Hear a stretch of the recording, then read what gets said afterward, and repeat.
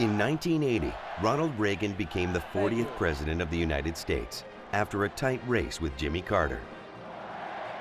When Mr. Carter or Mr. Mondale say they simply cannot balance the budget, Reagan's gift for public speaking would eventually earn him the title the Great Communicator. I say, stand aside because we can and we will.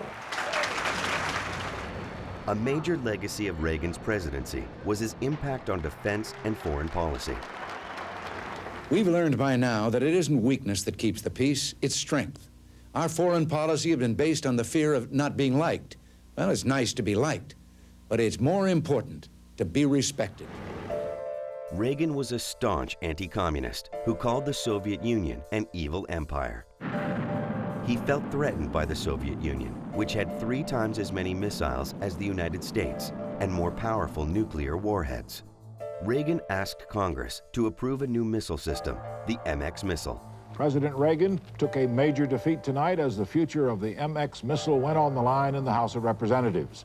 After Congress voted down the system 3 times, Reagan began to look for a technology that could defend the United States against missiles instead. The answer seemed to lie with Dr. Edward Teller, the inventor of the hydrogen bomb. Teller proposed designing a laser weapon that could shoot down missiles from outer space before they ever reached the United States. Reagan, who wanted to protect the United States from the threat of nuclear missiles, immediately liked the idea. He quickly announced his plans for what he called the Strategic Defense Initiative, or SDI. Critics dubbed the system Star Wars.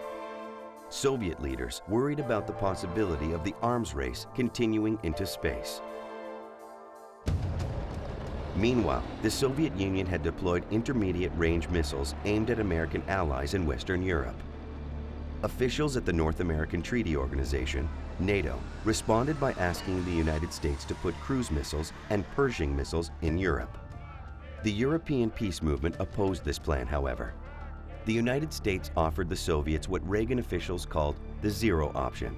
In this plan, no cruise or Pershing missiles would be deployed as long as the Soviet Union agreed to withdraw all its intermediate-range missiles. But Soviet leaders were unwilling to trade their missiles that were in place for American missiles they did not think would ever arrive. The Soviets were convinced that Europe's leaders would not allow the United States to place the missiles. They were wrong. NATO governments in Europe welcomed the American missiles. Now American missiles could reach the Soviet Union, but Soviet missiles could not reach the United States. Vitinsky, can you tell us, did you walk out? Is it all over? The Soviets broke off arms control talks. During which we have stated that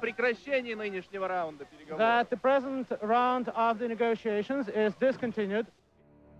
At about this time, a new leader, Mikhail Gorbachev, took power in the Soviet Union. Gorbachev promoted greater political openness in the Soviet Union and reforms aimed at improving the failing Soviet economy. 3 years had now passed since the idea of SDI was born. Despite billions of dollars of research, American scientists were no closer to bringing the defense system to life. However, the Soviet Union still feared the development of such a defense system and the strain that matching it would put on their economy. Gorbachev decided his country could not afford it. Gorbachev and Reagan met in Iceland. Good morning, Mr. President. Good morning. There, Gorbachev agreed to remove the Soviet intermediate-range missiles from Europe in exchange for the Americans pulling out the cruise and Pershing missiles. Reagan decided to raise the stakes. He suggested getting rid of intercontinental ballistic missiles altogether. Gorbachev was reluctant to agree. After all, these intercontinental missiles were the Soviet Union's greatest strength. He countered with another dramatic offer. He would agree to complete disarmament by the year 2000 if Reagan would limit SDI to laboratory testing. In essence, the proposal meant the destruction of Reagan's dream of an SDI system, since it would be impossible to test the shooting down of missiles in a lab. We have an agreement, sir! To Gorbachev, it was all or nothing. To Reagan, this meant it would have to be nothing. I realize some Americans may be asking tonight, why not accept Mr. Gorbachev's demand? Why not give up SDI for this agreement? Well, the answer, my friends, is simple. SDI is what brought the Soviets back to arms control talks at Geneva and Iceland. SDI is the key to a world without nuclear weapons. The president. Reagan's position put Gorbachev in a bind. He felt he had to cut Soviet military spending in order to raise the standard of living in his country. The Soviet leader decided the time had come for both countries to get rid of all their intermediate missiles. In 1987, 6 years after Reagan first proposed the zero option, the United States and the Soviet Union signed a treaty agreeing to remove their intermediate missiles from Europe. For the first time in history, the language of arms control was replaced by arms reduction, the complete elimination of an entire class of U.S. and Soviet nuclear missiles. After the historic agreement, Gorbachev and his wife dined with the Reagans at the White House. The following spring, President Reagan returned Gorbachev's visit. The two men walked around Moscow, seemingly enjoying each other's company. You still think you're in an evil empire, Mr. President? Why not? I was talking about another time and another era. In 1988, as Reagan approached the end of his presidency, Gorbachev came back to the United States to address the United Nations. Today I can report to you that the Soviet Union has taken a decision to reduce its armed forces. Within the next 2 years, their numerical strength will be reduced by 500,000 men. Gorbachev also promised to remove 6 tank divisions from their positions in Eastern Europe. Soviet forces also left Afghanistan in 1988 after years of fighting against American-trained anti-communist guerrilla fighters. Reagan acknowledged Gorbachev's attempt to reform the Soviet Union, but challenged him to go further.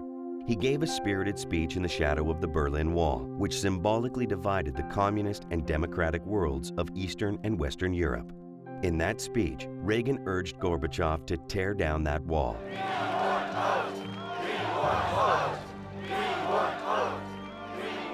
Just 2 years later, in 1989, communist governments began to collapse in Eastern Europe, and the Berlin Wall was indeed torn down. By 1991, communists had lost power throughout Eastern Europe, and communists had been ousted from power in the Soviet Union, which had broken up into 15 different republics. Reagan's dream of an anti-missile system was never realized, but Reagan and his policies had helped put an end to the Cold War and the threat of nuclear war. And they helped convert the Soviet Union from a bitter enemy into a peaceful friend.